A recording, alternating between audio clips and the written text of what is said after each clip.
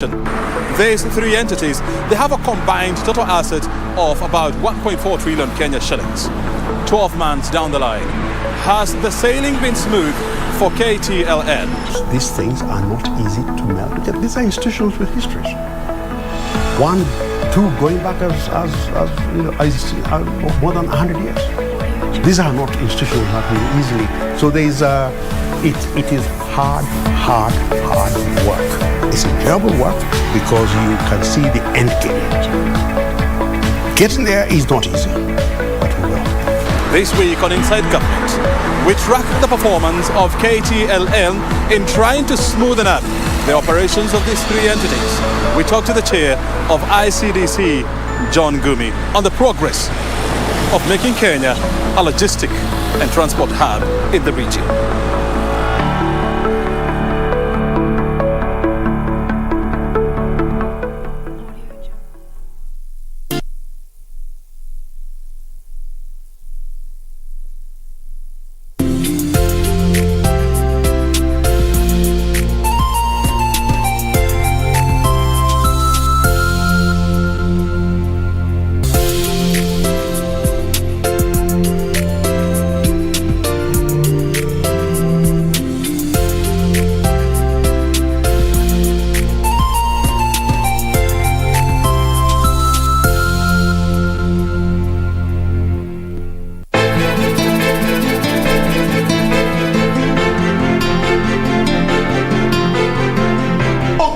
Chumbani kwangu chakule namna unavyotaka bwana. Mimi na uhakika na kile ambacho nilikiona. Mbona uniamini wewe? Mtoto mzuri, laini, lakini una ushamba ka nini? Unagaswaga wewe. Una nini Pili? Una nini wewe na mimi? Si nimekwambia mtu wa maombi amekuja tuombe. Maombi gani bwana? I've got real problems in this house bwana. Sasa nikaogopa upe tu kusinitachunguliwa mimi. Utachunguliwa na nani? Ukichungulia na wewe chungulia. Kwani kutoka kwangu na kuingia kwangu lazima nikwambie wewe? Ni vile Auntie Pili alikuwa yakuletea mgeni. Tiketi ni mamako.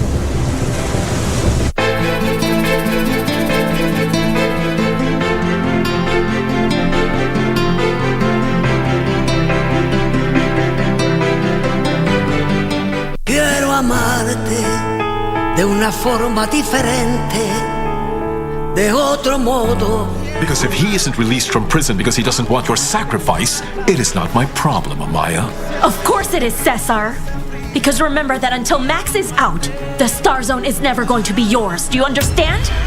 But Amaya's land will give me the power that I want. Supremacy over all of you. Forget about it. You and I are not going to make a deal. He's going to have a big surprise when he finds out that the Star Zone doesn't only belong to you. Wait, I don't get it. If it doesn't belong to me, to whom else? As far as I know, Valeria and I are the only living relatives of Florencio Martinez. Quiero amarte de una forma diferente, de otro modo, nunca igual al de otra gente. Get the VIP access to the best shows on KBC Channel 1. We have something different, something special to spice you up. Get ready for new, exciting and captivating dramas. Movies. I love the smell. Comedy. I went to the Popos. Huh? Drama. Will he assault the Queen in my house, in my presence? News, sports, and so much more. Do the things that make you happy on KBC Channel 1.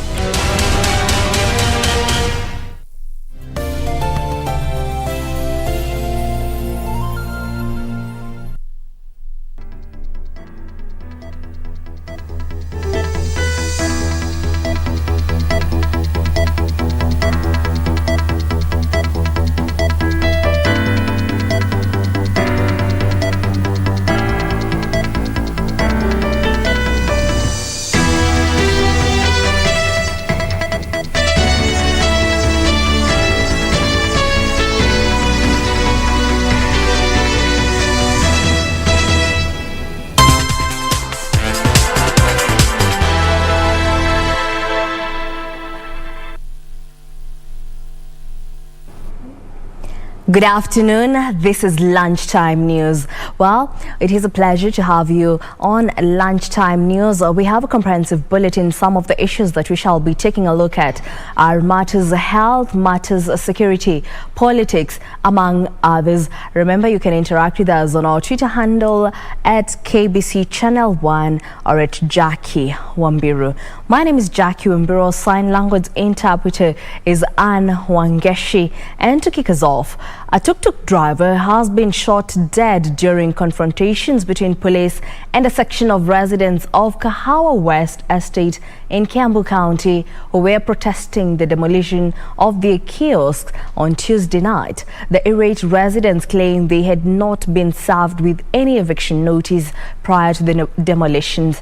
Now, the protest disrupted businesses and transport in the area, and the police have received the backup of the General Service Unit to restore order.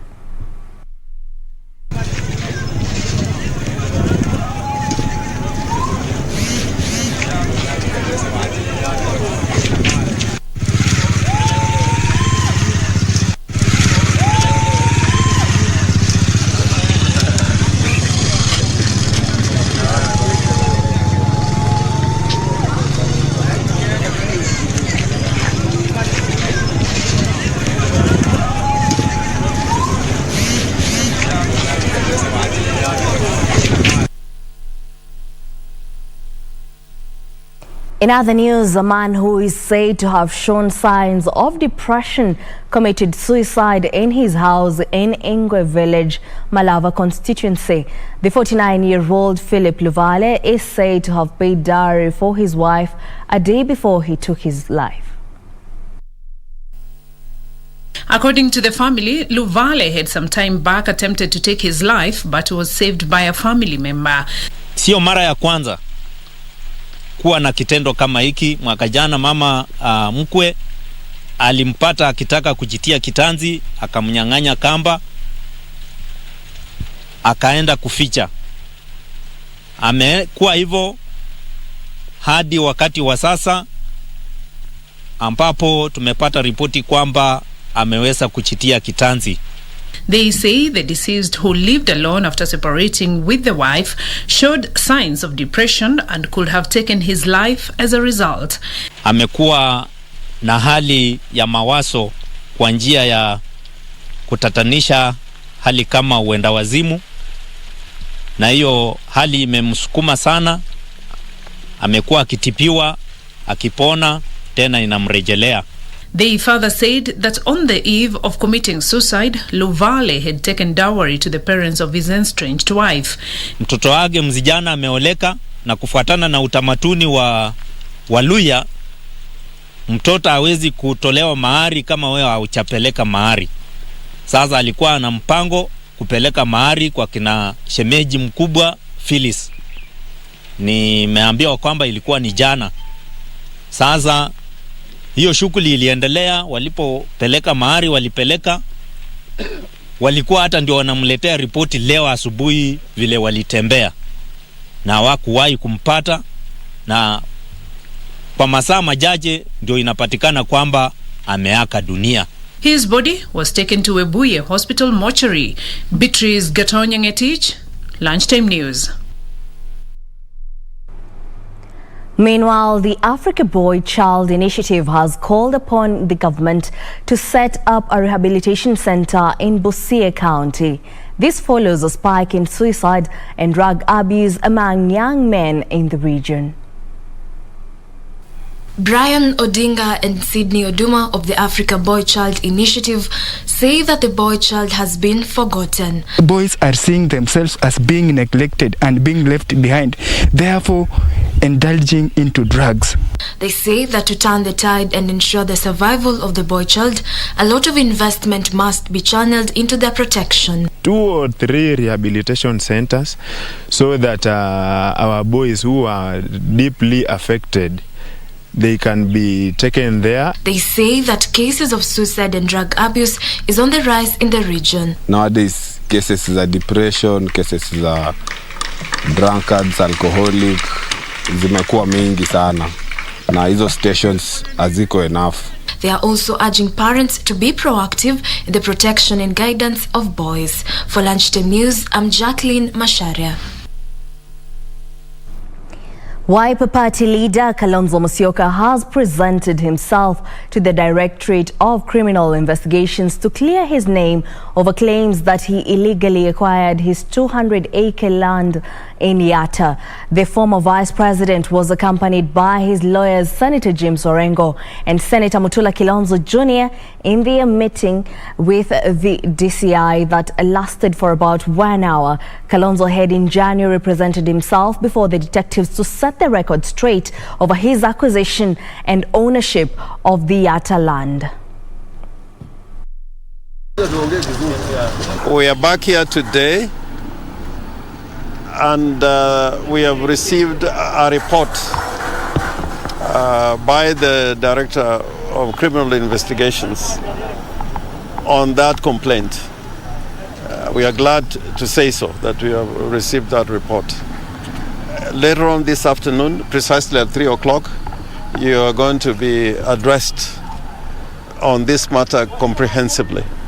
But right now, all we need to say is that our complaint has been looked into, and now we have a report from the Director of Criminal Investigations.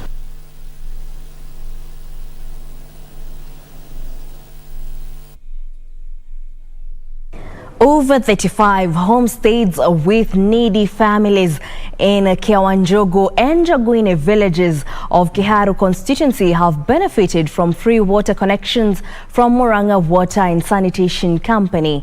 According to Mwasco's Public Relations Officer Jacob Mbuthie, the program under the pro-poor policy aims to ensure vulnerable Kenyans have access to clean and safe water. Providing access to safe water and sanitation for all is a high priority for Kenya and is outlined in the National Development Plan 2030. Water connection in the country costs at least 15,000 shillings, which is still too expensive, especially for the majority poor. It is probably informed by this that the Murang'a Water and Sanitation Company, Mwasco, has decided to offer free water connection to the vulnerable in Kiharu constituency, Murang'a County. We find that students go to school, and when they come back in the evening, they have to walk for 4 kilometers to go and fetch water.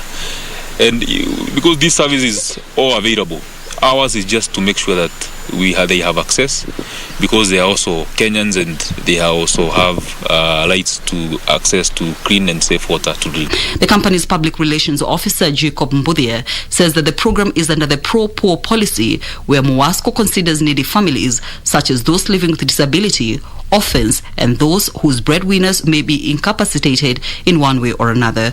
Over 35 needy families in Kiawanjogo and Jaguine have benefited from the program. Ni boma moja ambayo tumenufaika na hii mpango wa Mwasco ambao wanapeana maji for free. Wanapeana maji kwa familia ambazo hawajiwezi, ambapo wazazi wengine ni wagonjwa. Kama kwa hii familia yetu, baba yetu ni mgonjwa kabisa. Anaishi kama amelazwa kwa kitanda na akitembea tu labda kwa wheelchair. Caroline Kamau reporting for Lunchtime News. And on matters environment, the Kenya Forest Service is counting on partnership forged under the Adopt a Forest program to expand the national tree cover in order to conserve ecosystems that are central to the economic growth of the country. Speaking at Kamara Forest Block of the Eastern Mau Complex, Chief Conservator Julius Kamau said KFS is seeking to bring together conservators to plant 20 million indigenous trees on 25,000 acres of public forest that are up for adoption.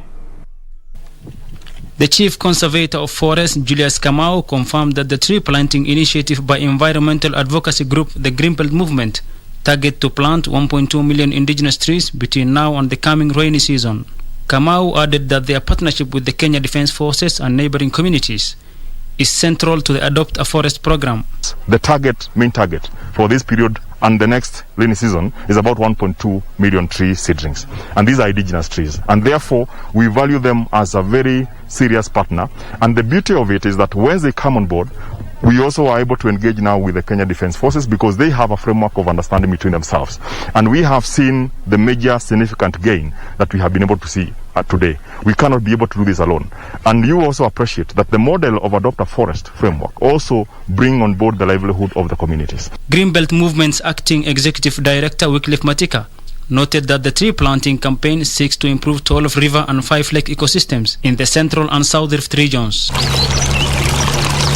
He added that those ecosystems host the Masai Mara and other wildlife reserves, which support millions of livelihoods. It's a target that we have been doing during this long rain season, the 1.2 million indigenous tree launch. We are at the Rift Valley, and the Rift Valley is a source of 12 permanent rivers and 5 lakes.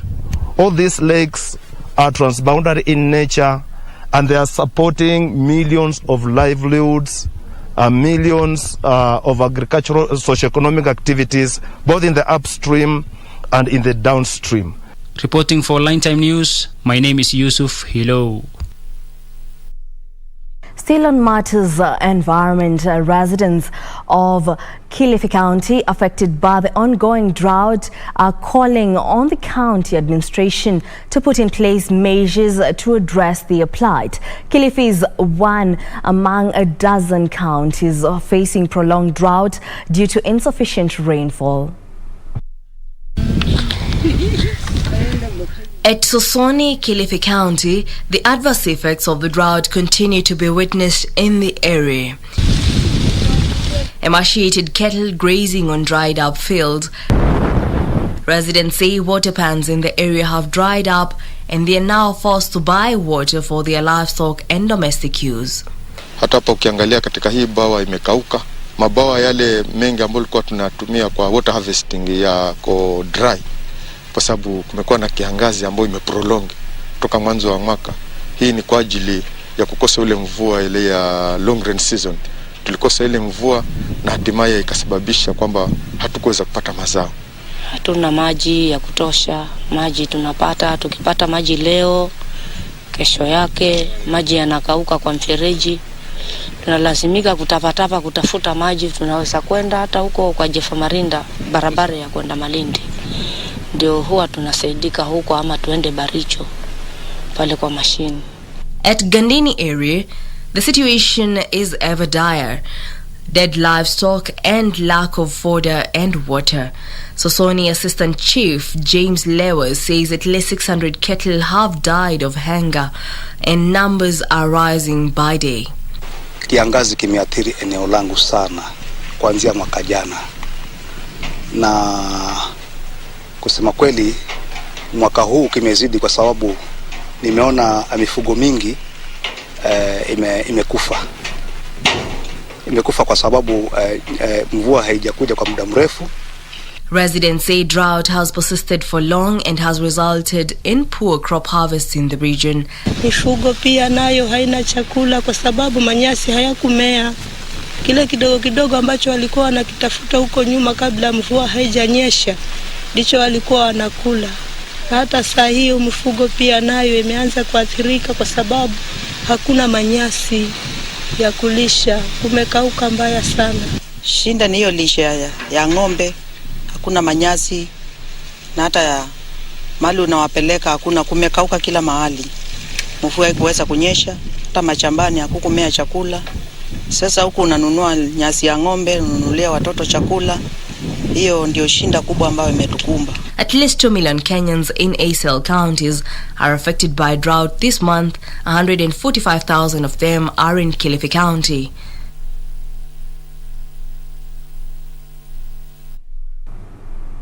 Well, that report from Kilifi County brings us to a break here on Lunchtime News. Don't go too far. We'll be right back.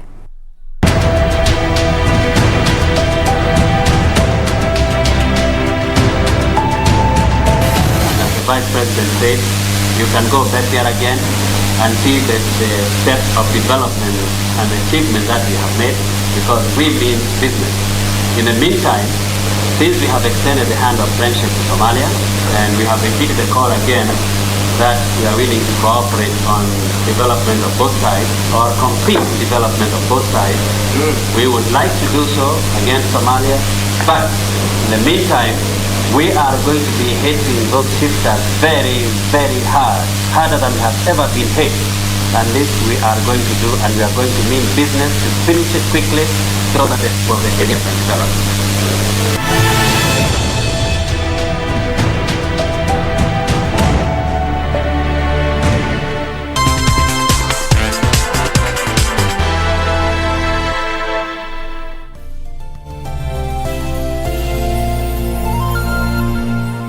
Pata mtumaini Mungu kama skiza tune, bonyeza *811 *815#. Mtumaini Mwenyezi Mungu kwa moyo wako wote, wala usitegemee akili zako mwenyewe. Umtambue Mungu katika kila ufanyalo, naye atazinyosha njia zako. Usijione wewe mwenyewe kuwa mwenye hekima. Mche Mwenyezi Mungu na kujiepusha na uovu. Methali 3:5-7. Kupata mtumaini Mungu kama skiza tune, bonyeza *811 *815#, *811 *815#.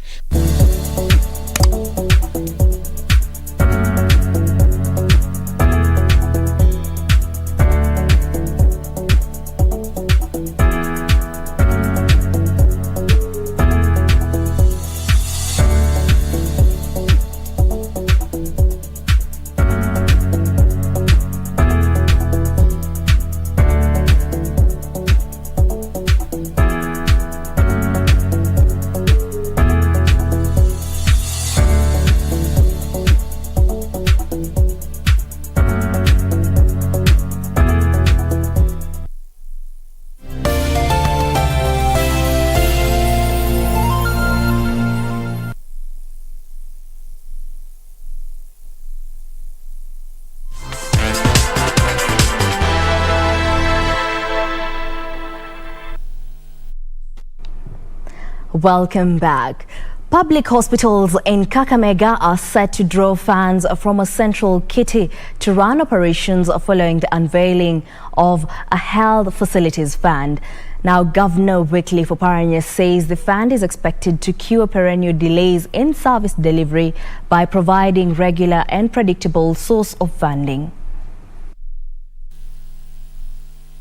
Public hospitals in Kakamega County have been relying on county treasury to provide funds for running their daily operations, a situation which has often led to delays in health service provision.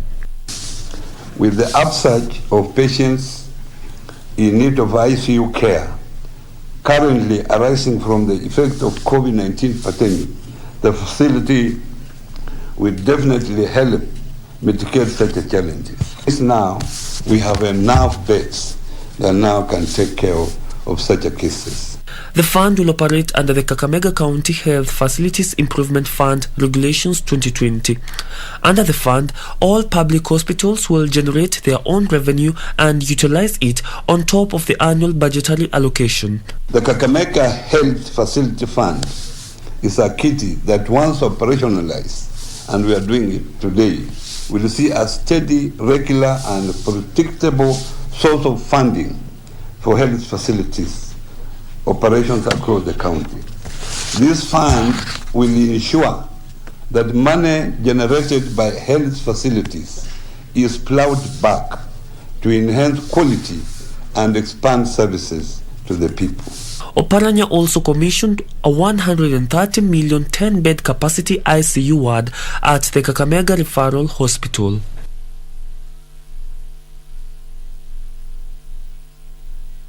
Still on matters of health, we cross over to Afya Center, where Health Principal Secretary Susan Muchache is receiving a donation of equipment and PPEs from the World Health Organization as well as the German government. Let's listen in. It's good for the public to know. If you could just open for me, I'll be able to show. And to take this opportunity to sincerely, as a government, appreciate the continued technical and material support that we receive from the WHO and the very many friends of Kenya. in these ongoing COVID-19 management and mitigation efforts. You are aware that managing COVID is perhaps one of the most expensive ventures that we have seen in a long time. You know that sometimes when a patient is in hospital just for a few days, the bill goes up to $1 million plus. And why? Because gadgets such as these ones must be provided to that patient if he must survive. So getting a donation like this, when you see this should be able to speak to the many lives that will be saved just because a nasal cannula has been found. Early in the pandemic, I will let you know that we were in a deep crisis at one of the private hospitals, Nairobi Hospital. There were patients who were in a very critical condition, and you know what they needed? Just this. But we were lucky, we searched through all the hospitals and were able to get them to save the lives of those particular individuals who at that time needed them. So when we receive these donations, we actually receive life. Now, just turning to look at the pandemic, the socioeconomic impact of the pandemic, it really calls for sustained collaboration between governments and partners. And it's in no doubt that the WHO has continued to play a very, very able role in guiding us as countries across the globe and working with partners such as the German government to ensure that we get the support that we need. Let me just say also, these are not cheap equipment. They are costly. And so they really help us to lift a very heavy load that we have as a government to ensure that all these equipment and all the other that are needed in the case management of a COVID patient are available. Today, the WHO has donated an assorted equipment and PPEs in 4 batches, and this has been ongoing since December 2020 and to date. In fact, so far, WHO alone has been able to give us support worth 110 million shillings. That is a lot of money and support, and they deserve a clap. Today, what we are receiving here is a donation worth 32.1 million from WHO with the support of the European Union and the ECHO Fund. As you have heard from the Deputy Ambassador of the Republic of Germany, a lot of support is advanced to us in form of COVID vaccines through the COVAX facility. And Your Excellency, I want to appreciate the fact that you are the second largest donor into the COVAX facility, which has allowed developing countries such as ours and the least developed countries access vaccines at a time when they are scarce and secondly require a lot of investment outlay. So what we have here today is 250,000 surgical masks. Again, always remember, no doctor will treat, no nurse will deal with COVID without that mask. We have the K95 masks available here, 13,000 of them. We have 5,000 face Googles. They are not only needed by the doctors and the nurses. Our lab technicians, when they are sitting there working hard to do the test to confirm whether someone has COVID or not, the one thing that they do is the Google. So they are so important in these response mechanisms that we must do. They've also given us oxygen concentrators, 10 of them. Again, just to put it into context, without an oxygen concentrator for a patient who really needs oxygen, that patient is likely to lose their lives. So these are important interventions. And again, at a time when you are all aware, we have many Kenyans who are seeking for oxygen across our many facilities in the country, but as well where government continues to invest heavily.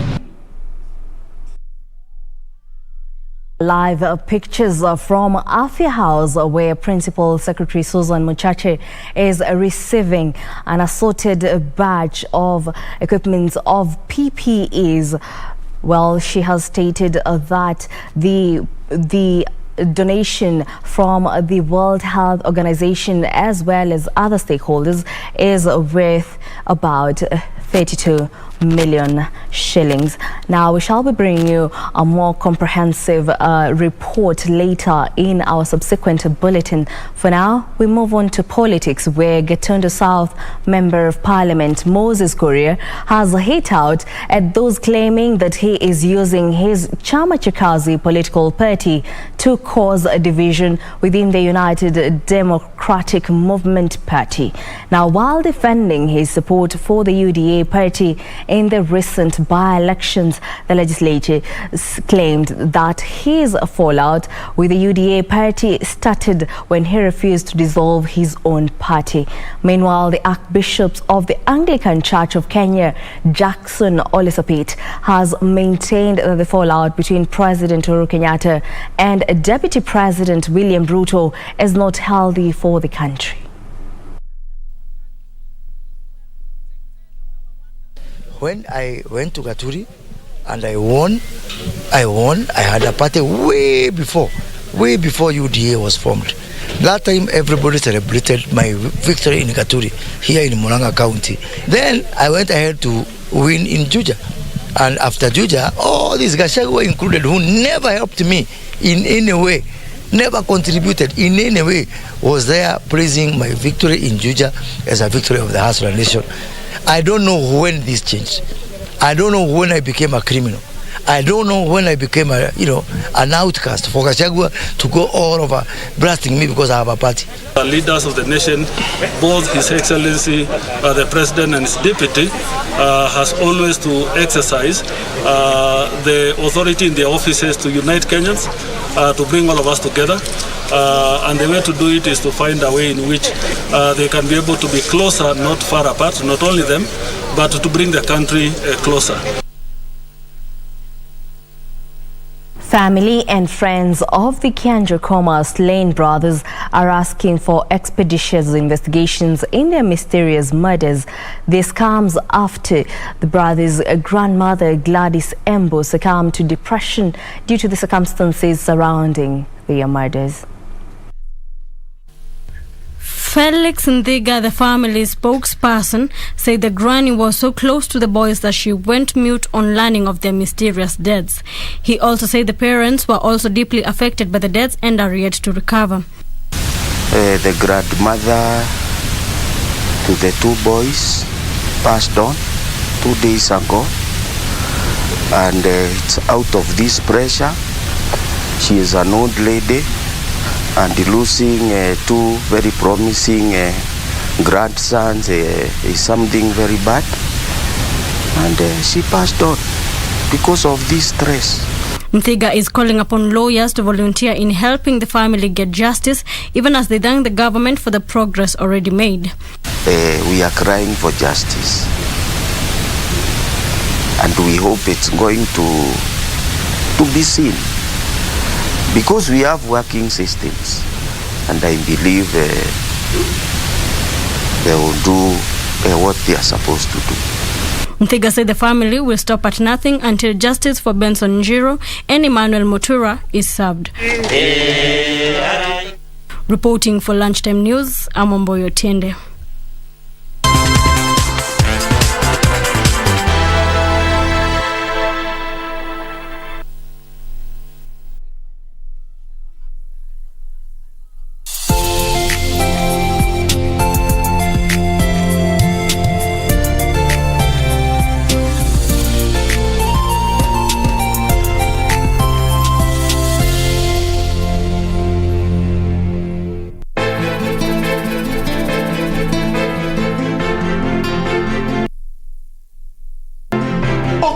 Chumbani kwangu chakule namna unavyotaka bwana.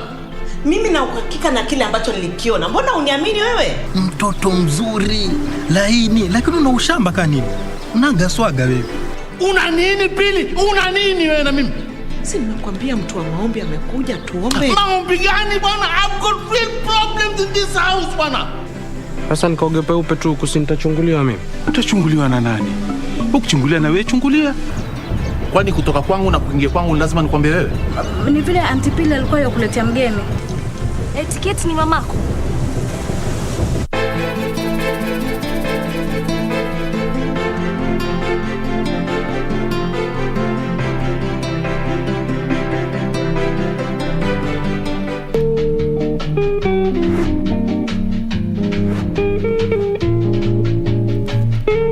acha nirudi. Nachukua wokovu, niweke wokovu yangu chini na utajua ujui. Wewe ni mwizi. Nini mzee? Mimi ni kijana. Ngoja uulize maswali. Sasa wewe ukijiita kijana sisi tutajiita nini? Mimi ni pipi ongea. Si ndio hiyo sasa ananifananisha na mwanamke na mimi si mwanamke. Tatani atindwe. Ketuta. Sema ukweli hii koti kuachilie. Enga mama. Ngoja, sikiza. Usi mzee, usi mama ni mheshimiwa. Enga mwambie sichukue sheria kwa mikono zake. Ala. Sichukue sheria kwa mikono zake.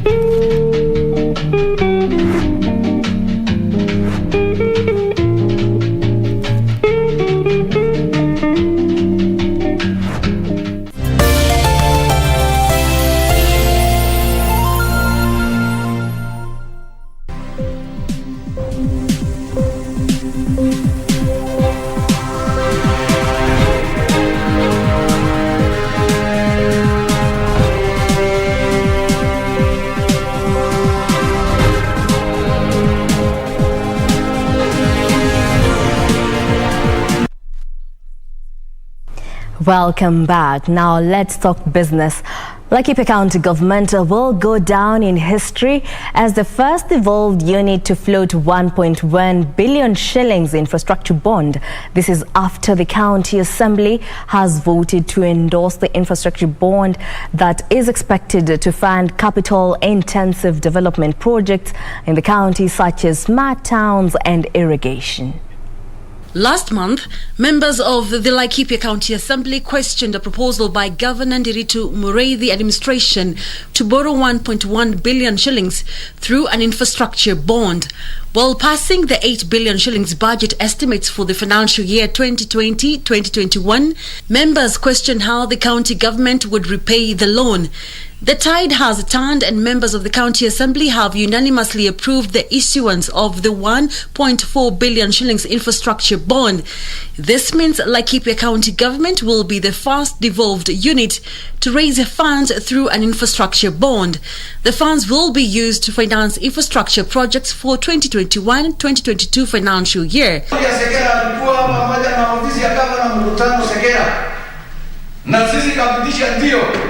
Sisi takubali hiyo road kama watu ya Segera tafaidika kwa njia hii ama ile nyingine. Of incorporating the Kora Jega to amend or to incorporate all that the governor and the executive have thought of putting in this important document is the important thing, Mr. Speaker. Mr. Speaker, we were taken through the infrastructure board, and in fact sometimes around June or July, Mr. Speaker, the national government had a crisis where our people, some of our people, looked even to the World Bank that Kenya does not need hatutaki deni Kenya tena. In a heated debate, 19 members unanimously supported the motion with 5 opposing on accountability reasons. The debate that lasted 3 hours saw members debate on how the bond would finance development projects. Those who opposed the bond said there was a lack of a framework on how the loan will be repaid and could burden the Laikipia residents. Niko hapa nikiwa nasimamia wajiko watu wananchi wote. Na Nanyuki wote nimesikia kila mwenyeji amesimama, Mr. Speaker anasema Nanyuki iko na maendeleo. Ni sawa na shukuru kwa sababu niko na Nanyuki. Lakini ningetaka kuhamisha wajumbe hao. Mwaka uliopita tuko na miradi mingi sana, Mr. Speaker, tulipitisha katika hii bunge. The infrastructure bond issue was approved by the National Treasury, National Assembly, Commission on Revenue Allocation and the Capital Markets Authority. Caroline Jenga for Lunchtime News. In other news, the African Development Bank, through its Youth Entrepreneurship and Innovation Multi-Donor Trust Fund, has provided more than $7.3 million for youth empowerment. The bank says the funds would cover project preparation and co-financing for bank projects that emphasize on employability, entrepreneurship and job creation. Here are the details of these and other stories from across the African continent.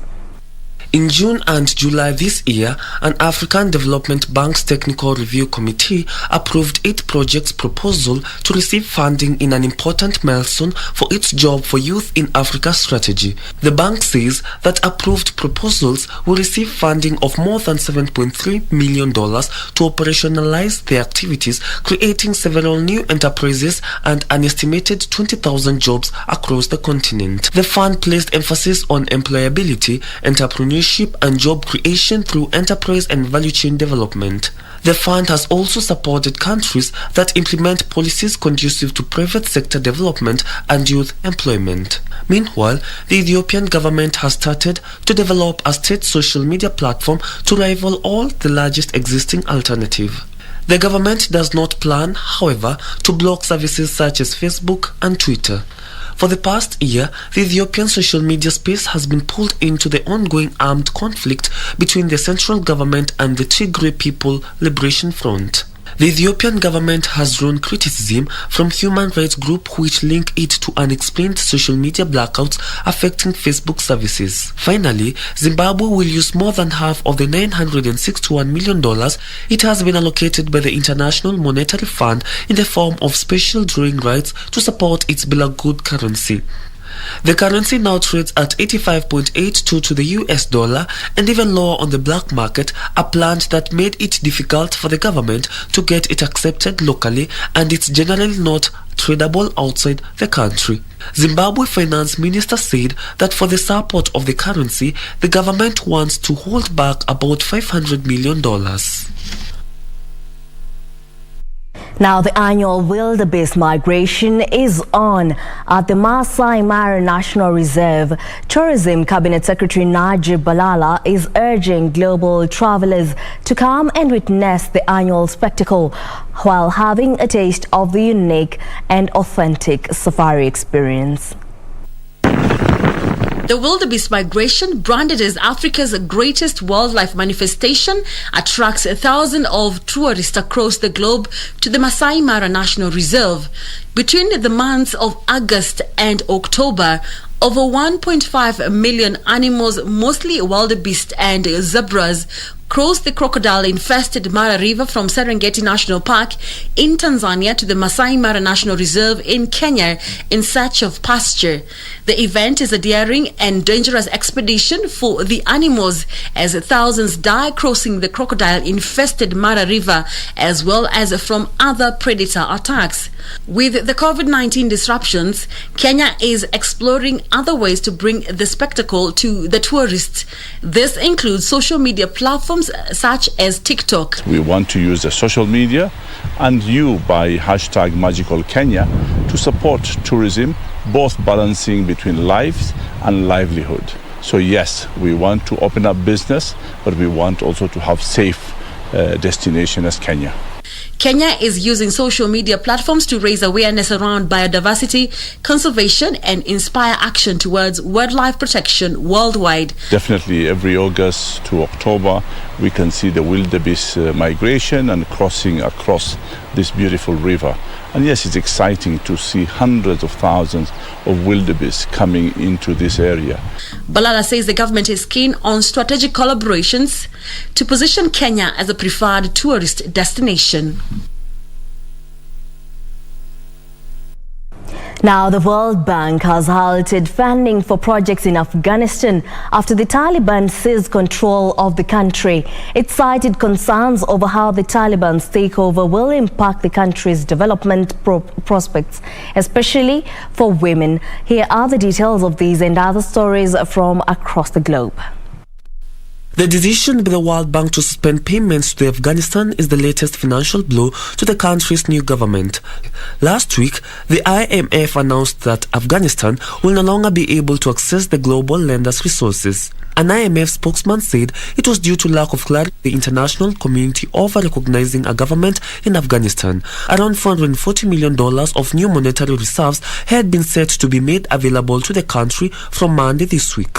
The Biden administration has also frozen the assets worth $9 billion of Afghanistan's central bank that are held in the US. Meanwhile, a South Korean parliamentary committee has voted to recommend amending a law on banning Google and Apple from forcibly charging software developers commissions on in-app purchases. Apple Incorporation and Alphabet Incorporation Google have both faced global criticism because they require software developers using their app stores to use proprietary payment systems that charge commissions of up to 30%. Apple said the bill will put users who purchase digital goods from other sources at risk of fraud and amend their privacy protections. Finally, the US Congress has approved a $3.5 trillion budget blueprint setting the stage of Democrats to enact President Joe Biden's ambitious economic agenda. Biden's party hopes to devote significant resources to family support, health, and climate schemes. It passed the House of Representatives 220-212 with no Republican report. The Democrats are enacting a process called budget reconciliation to approve Biden's largest spending package, and passage of the budget blueprint Tuesday is the first step.